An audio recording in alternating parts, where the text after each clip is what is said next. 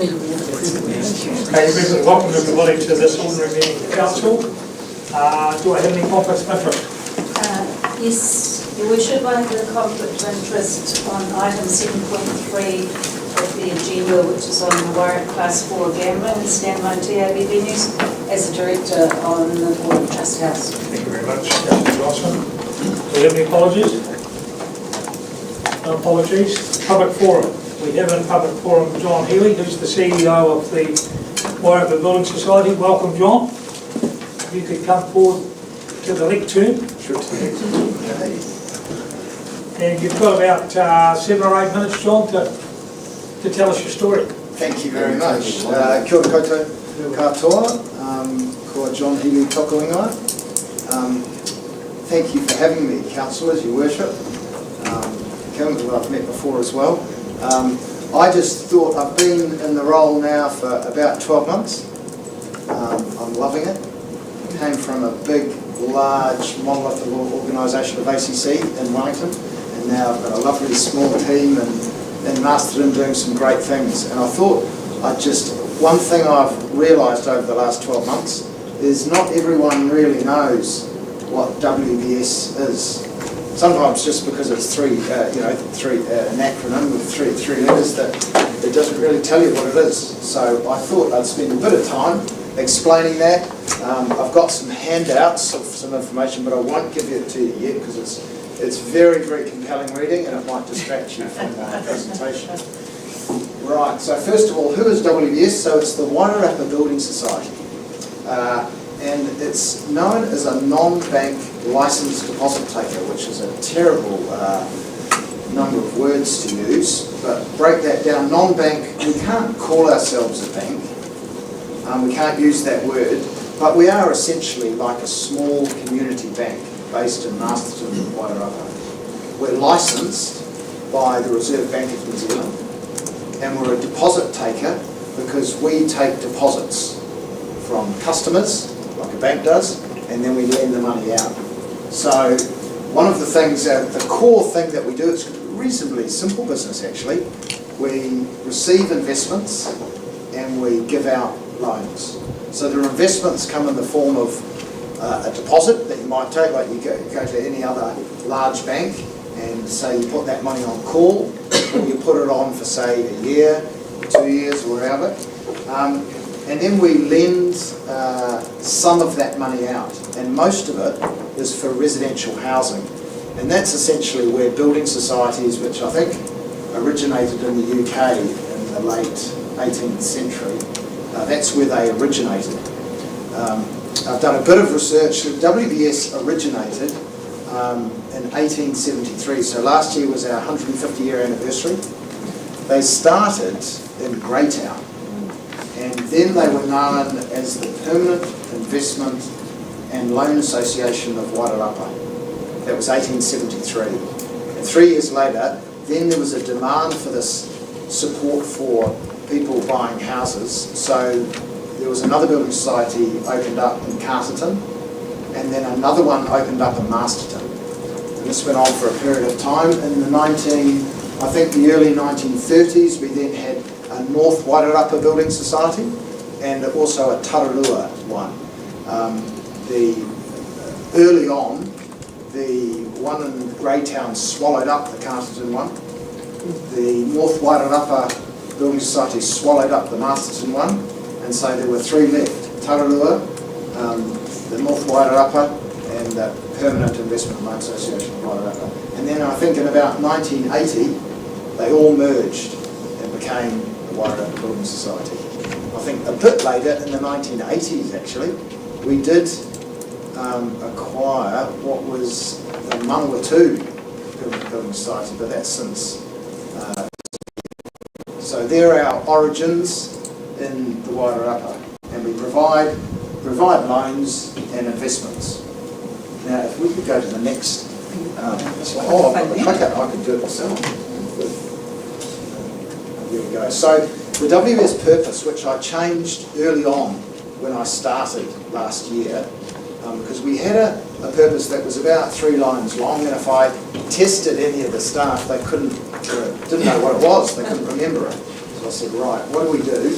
And we decided, and I asked the staff, and then I went to the board and said, look, I don't want to spend a whole lot of money on some consultants coming in and analysing what we do and doing a nice presentation themselves as to what our purpose is. So could we just for the time being change this and see how long it sticks? So at the moment it's helping our community prosper, and actually it's stuck for 12 months, so it's lasted quite well, and it actually reflects a lot of what we do. So one of the key ways that we do this is we are owned partly by a charitable trust, the WBS Charitable Trust, and partly by our depositors or members. And we don't pay dividends like a big bank like Australia or Westpac or BNZ do and send that money off to Aussie in dividends.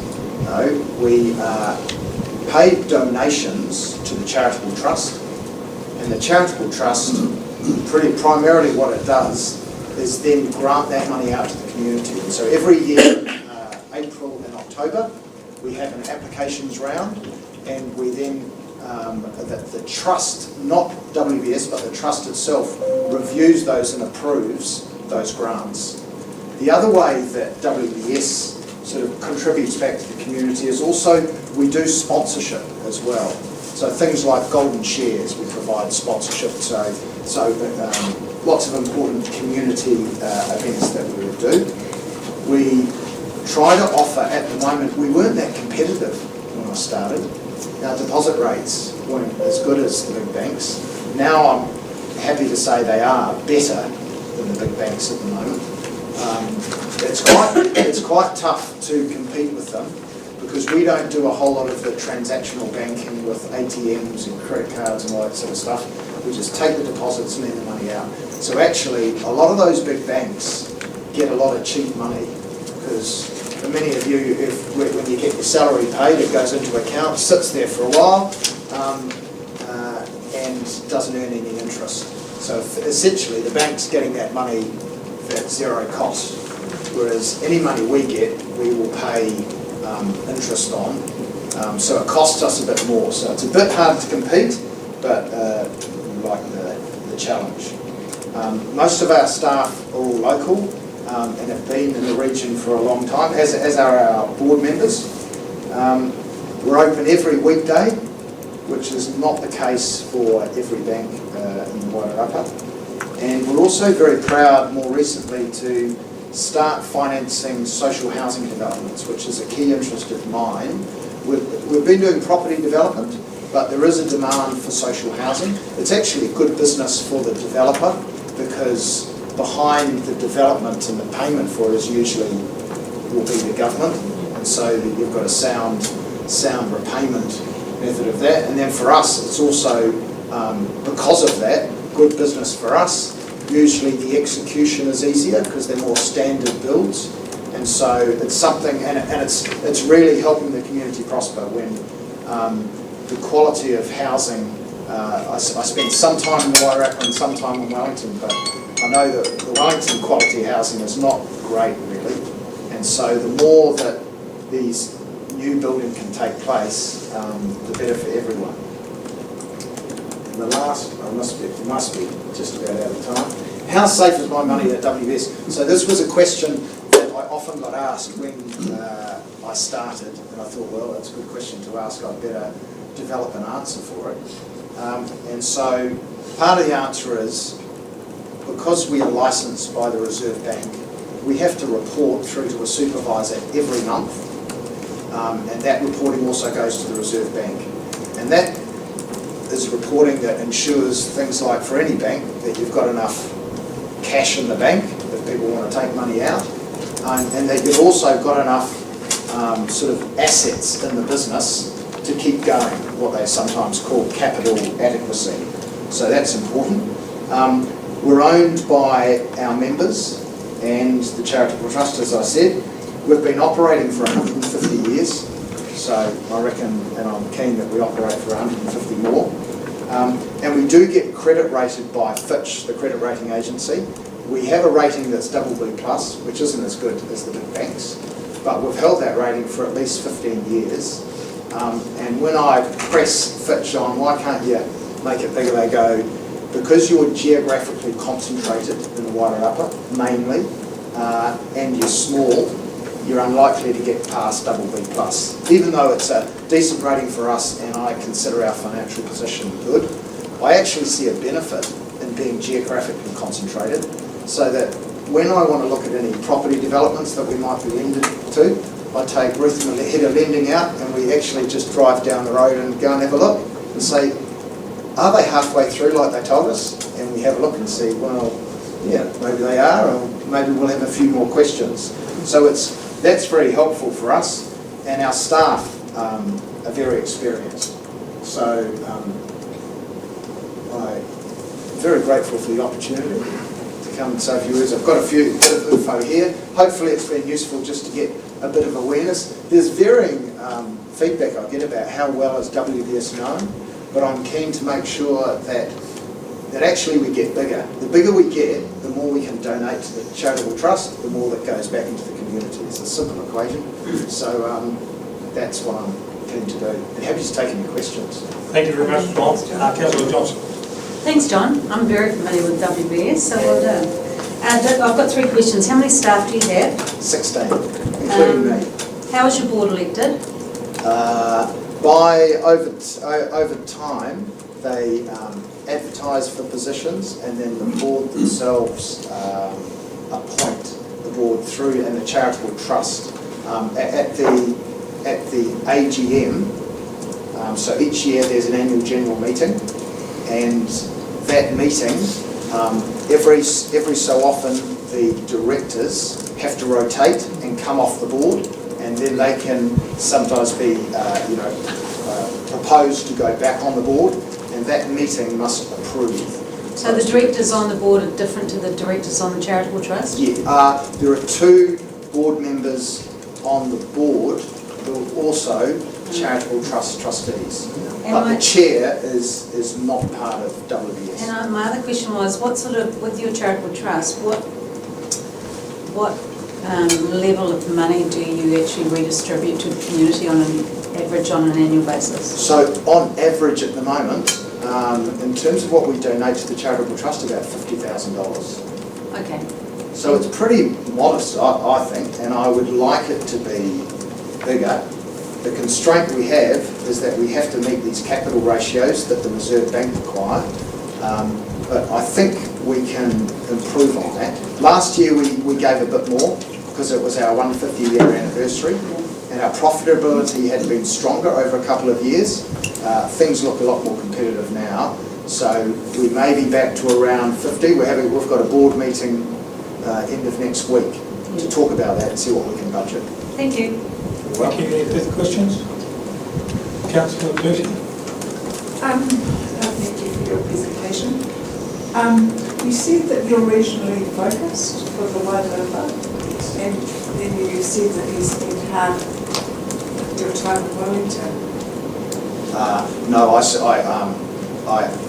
have a home in Wellington. I have a son who's at school there, so I haven't been able to make the move. I've got some friends who have given me some accommodation in Gladstone, so I come over here for most of the week, but then get to see him at least a couple of days a week. The Wellington Bank said interest. No, every now it's helpful if I have to go down to the Reserve Bank and say hello, so that's helpful. And I have one other question. Your marketing, is that shot at the beginning with 2 fishermen on the beach? Is that a beach around here? Yes, I think so. I thought it was possibly Castle Point. Thank you. I'll check that though. If I'm wrong, I'll make sure I get the message back so it's minuted correctly. I hate to put it wrong, so I'll find out where it is. But my guess from looking at it is Castle Point. All right, John. Hey, thank you very much for coming along, John. It's been really good to hear of the WBS, and I know that we've got certainly our plan to work alongside you a lot more closely than we have in the past, and so look forward to seeing more of you. Thanks very much. I wish you councillors.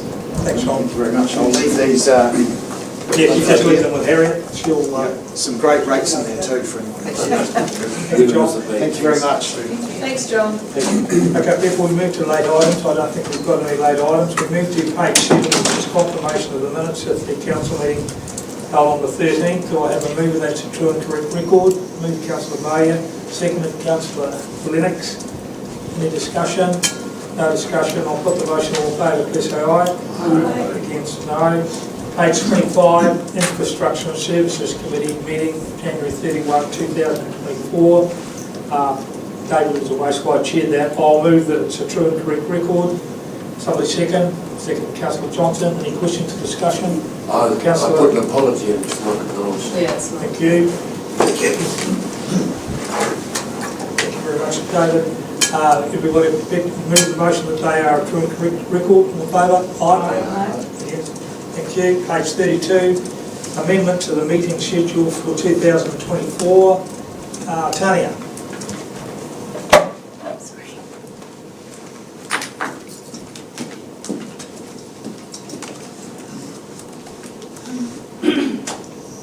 Kia ora. So the report is just seeking that we defer the adoption of the options information for audit review and the supporting information for the LTP audit review by 1 week, and defer the adoption of the LTP consultation document for 1 week.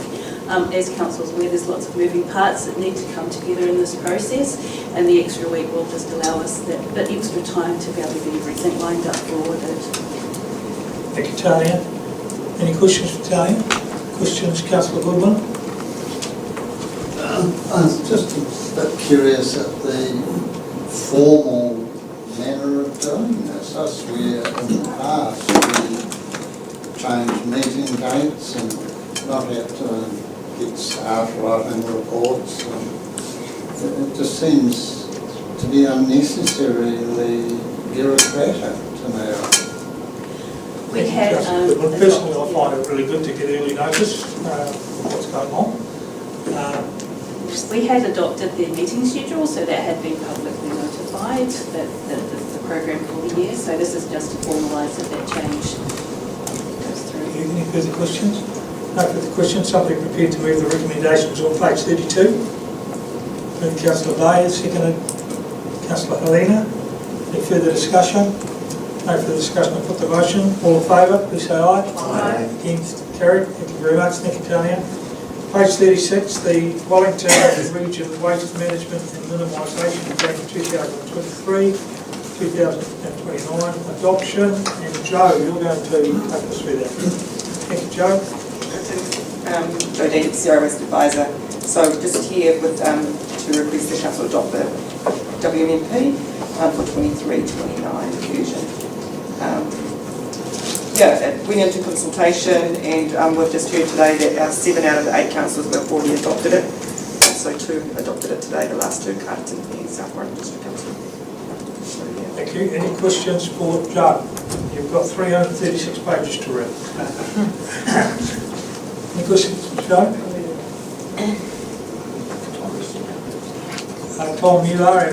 Rick, do you want to say anything on this at all? Or? It's been a thorough and detailed and collaborative process, the formulation of this final plan, and I'd just like to say I fully support the plan. It's increasingly important, I think, that we reduce the amount of waste as a society that we're producing.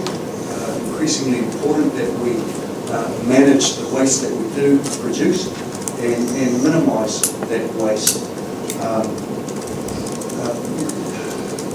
think there's considerable information and data to say that we're poisoning our whenua, our land, our water systems, and through our landfills we're poisoning the air. And we need to do far better.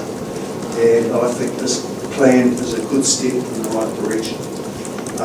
It's a collective plan across the 3 Wairarapa councils, and so council staff and elected members will be working together to come up with the action plan.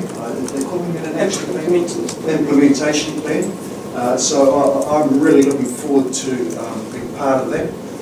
One of the things that I hope takes place is that we can work on some very tangible actions as opposed to some of the more ethereal sorts of actions that bureaucracies can work on and spend a lot of time on, and the public doesn't see a lot of progress. So, yeah, I fully support that, and I hope that the council does as well. Thank you very much, Councillor Laird. Councillor Johnson? Hi Joe, thank you. I agree with Tom and support the plan. I just wanted to make note of a couple of things that I think are really exciting. One is the fact that there's going to be more focus on construction waste and the possibilities and what we can do about that, because I know that's a huge issue. And also too, there's going to be some time spent on our rural and coastal areas regarding collection and waste options for them. And the final thing I'm quite excited about, which is interesting when we're talking about waste, is that by 26 we have to have a regional construction and demolition facility. That will be huge for our region and for all councils working together for that deadline and to make that happen. So there's some really grunty stuff in there, so well done. Any further questions? There's no further question. Tom, you prepared to move the recommendations on page 36? Yeah, I am. Seconded, Councillor Holmes. Any further discussion? No further discussion. I'll put the motion. If those recommendations be accepted, all in favour, please say aye. Aye. And Joe, before you go, thank you so much for all the considerable work you've done personally on this, but our council, we really do appreciate that. I did come in pretty late, so I didn't get to actually be part of doing the WMP, but yeah, it's been awesome. Thank you very much. Yes. Okay, we move to page 339, which is adoption of the Warren Class Gambling and Standby TAB Venues Statement of Proposal and Draft Policy, and Tanya, Stephanie. Kia ora. So this report is seeking your adoption of a draft policy and statement of proposal to go out for consultation on the revised gambling policy. The paper is really just a report back on the Wairaka policy with the group's recommended approach for progressing the review, and that's following the direction we received from you last year that you would like to take a more restrictive approach to venue relocations than was originally proposed. So the Wairaka policy working group were supportive of that, of consulting on a joint policy with that regional variation. The variation is supported by the findings of the social impact assessment and as part of the consultation we're proposing to seek feedback from the community on whether they support that option or whether they might prefer that less restrictive option. So there will be an opportunity to hear from the community through that process before finalising the policy. So all three councils are considering this report today. It was accepted at the South Wairaka meeting this morning. I'm yet to hear of the outcome of the Carterton one, but subject to that and you approving this, it would go out for consultation for a 1-month period through to the 22nd of March. And then following that, there would be the usual hearings and deliberations, which will be done by the Wairaka Policy Working Group before coming back to you to consider the final policy for adoption. So if there's any questions. Thank you, Stephanie. Stephanie, just one thing I want to make clear before we go to the recommendations, just to get your answer to this. This goes out to submissions, Yes. and obviously any decision that's made today can be changed after those submissions. Yes, that's right. All feedback can be considered as part of the deliberations and then the recommendation for a final policy adopted. There could be some amendments if that's needed. Yeah. Thank you very much. Right, any questions? Any further questions? No further questions. Somebody prepared to move the recommendations on page 339, 340. Move Councillor Goodwin, second Councillor Nelson. Any further discussion? Yep, Councillor Bader. Stephanie, thank you very much for the report. I think this has landed where we wanted this as a council. I know we discussed this previously and there was some disagreement as to where we should go, but I think the policy group have come together and have gotten to a good area with this, and I think here at Wairaka Masterton Council we should be very happy with the outcome. Thank you very much, Councillor Bader. Yeah, I'll just add to that I was one who, I might be the only one who might be a couple of us who voted against this when it was first put, but I'm very comfortable in the sense that if this is going back to public submission, and that we will get the opportunity to hear the people who are opposed. So I think that this makes good sense to me, so I'm certainly supportive of it. So we have a mover and we have a seconder. Do we have any further discussion? Put the motion, all in favour, please say aye. Aye. Against? Carried. Okay, we move on. Harry, noting that the deputy mayor's abstained. Page 368, Chief Executive's report.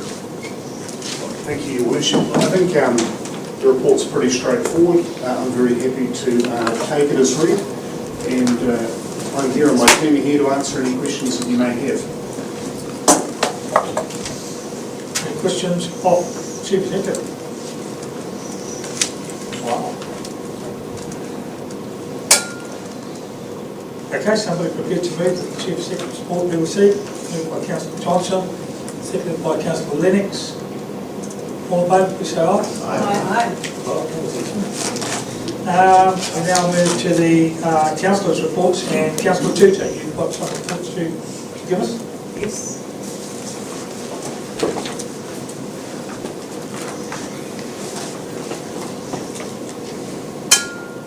I was going to report on some things that I attended last year, but because I had to give my apologies for not being able to be here, I thought I'd called on them today. So the first meeting that I attended was the Climate Change Advisory Committee. We decided to have a wānanga, and it was held at Shady Mallow, which is in Bentley Street. And I put on a few graphics for you to look at, just to show what sort of activities Shady Meadows offers. And I guess the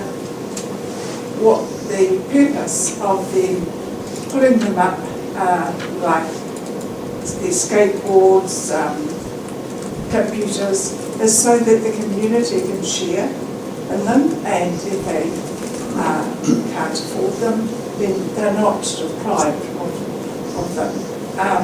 And these are just a few of what the things they have to offer. The first one at the top is of a graphic of the cafeteria, where the children can buy food for them to have after school or during the holidays. There are some food that is free to the members. The children are sometimes employed, they might be 10 or even, and they do such things as sweep, clean the toilets, serve in the cafeteria, just general tidy up. And it's hoping that they'll learn some life skills about what's coming up for them in the future. The skate boards, and they've got trikes and bikes and scooters, and also they've got a computer suite as well. They've got a area with a ramp, and they sometimes have parties with the children, and as well as that they've got normal school things like papers and things where they can sit and work. They've got a lot of other things. They do planting, sharing food, and And the reason why we had it at Shady Meadows was so that the eight organisations that the council gave funding was distributed amongst, could get together and they could collaborate on what they could share what they were doing, and they could see what other groups are doing that similar to them, and maybe they could work together. There was a swapping of phone numbers and contact details, and all in all it was a really good meeting, good one. That was a good evening. So that was the meeting I attended on the Climate Change Advisory Group. The next one is a meeting that was held at Douglas Park School, was for their Burren schools, and there we heard about what they've done with solar panels that will heat up their hall, lessen the footprint. They have the second photograph that every syndicate that they've got in the school, they painted what's known as the PO, and they put it around their community to show the younger children in particular how they think, if they're lost that week, that they're in close proximity to their school. The third one is sharing of bikes and scooters and learning about what to do on on this equipment. The next one at the top is a picture showing the children who've been working in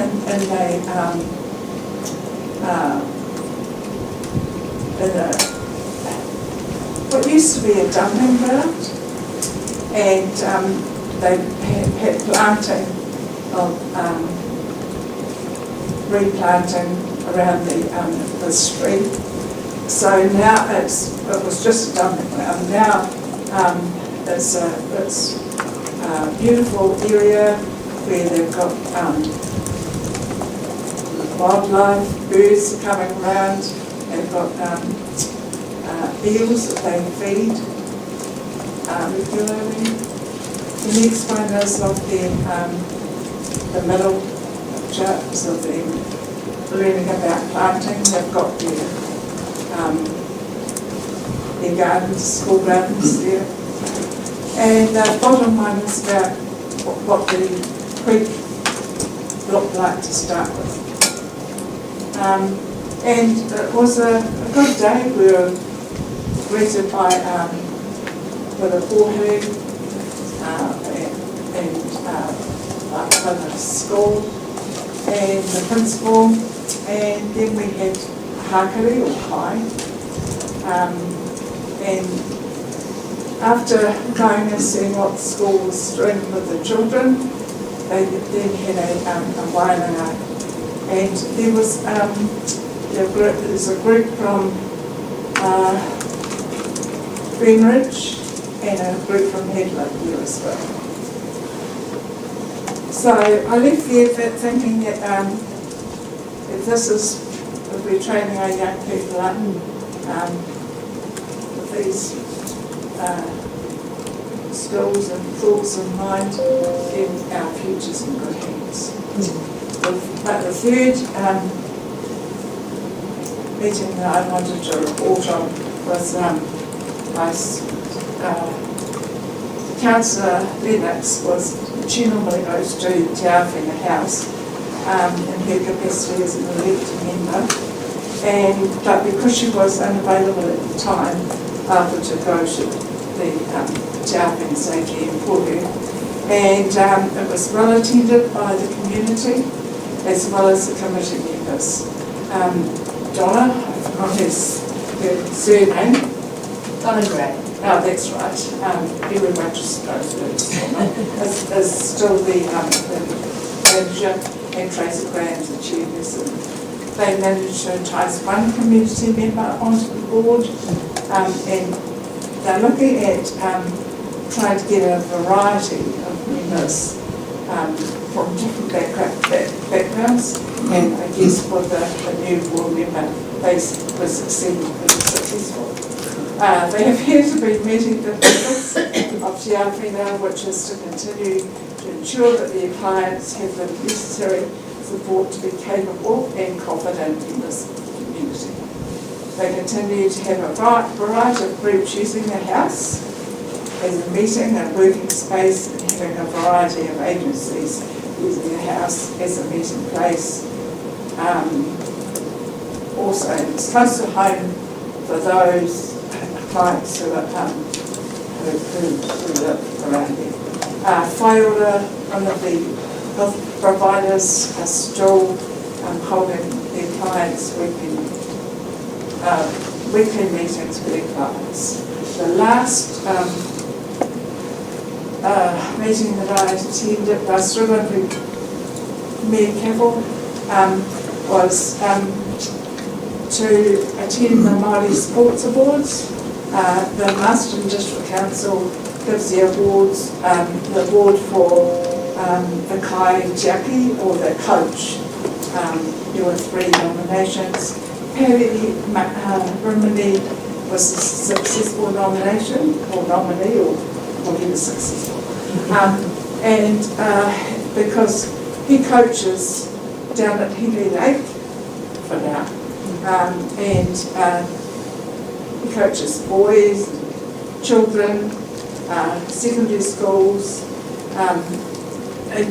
adults, and the middle picture is of Solway College having their training with them. They've got 4 teams this year preparing to go to the secondary school competitions, national competitions, and down the bottom picture it's of Paddy of the babies at the performing or competing at Karukiu this year. I was also told that you might be interested to know that the person who got our award also won an award for who won the national junior under-19 coach for the team that's going to Hawaii later this month. So he's going, and his wife is the manager. He also runs his contract for Aotearoa here in Masterton, where he takes a group of people who are normally working. They give up their time because they want to learn all about this new sport. Paddy was noted for his position in rugby, but we discovered when he was introduced to Okama, he gave all of that up. He's involved in it. So that's my report, the report's report, and thank you. Thank you very much, Councillor Tudor. That's great. Good comprehensive report on a number of meetings which you've been to, and thank you for standing in for me at the Sports Awards. That was great. There's no other reports? No other reports. We move on to the Mayor's report, which is going to be pretty quick. I think I want to make this report quite positive, actually.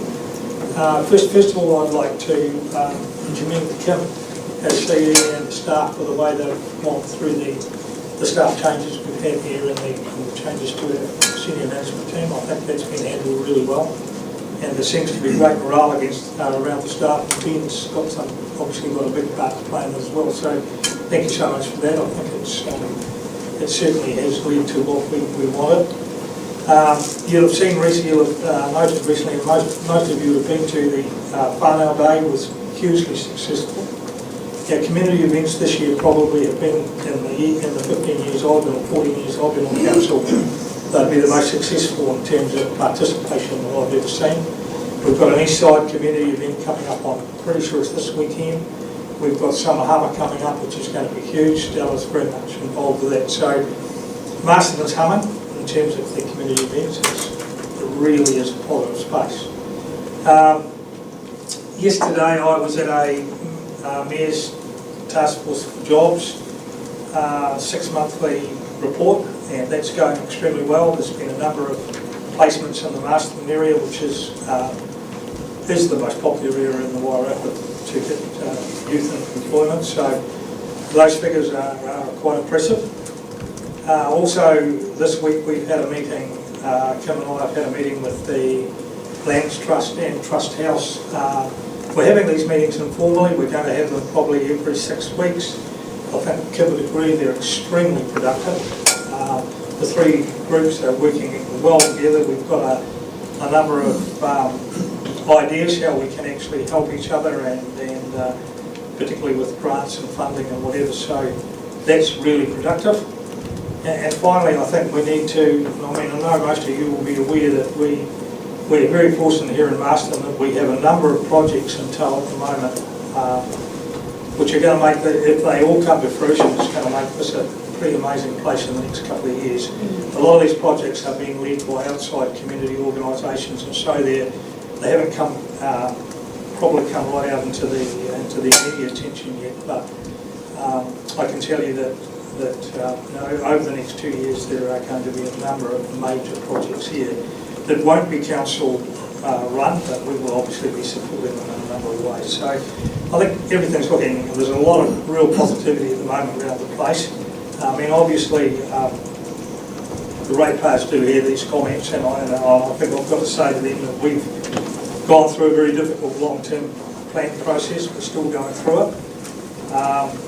And we'll be arriving obviously at a rate increase which is not going to be palatable to everybody or anybody, probably even including us around the table. But we've got to where we've worked really hard as a council and staff, and I'm really proud of the way we've gone through that process. And so yeah, that's where I stand. I think overall though we're in a good space, and with a lot happening in the future. And as I say, I think the next 2 years are going to be really exciting for us. It's all looking very positive. So that's my report. We then move, well actually that's the end of the actual public side of the meeting. Could I somebody move it, go into public excluded? Councillor Johnson, seconded by Councillor Holmes. So I'll now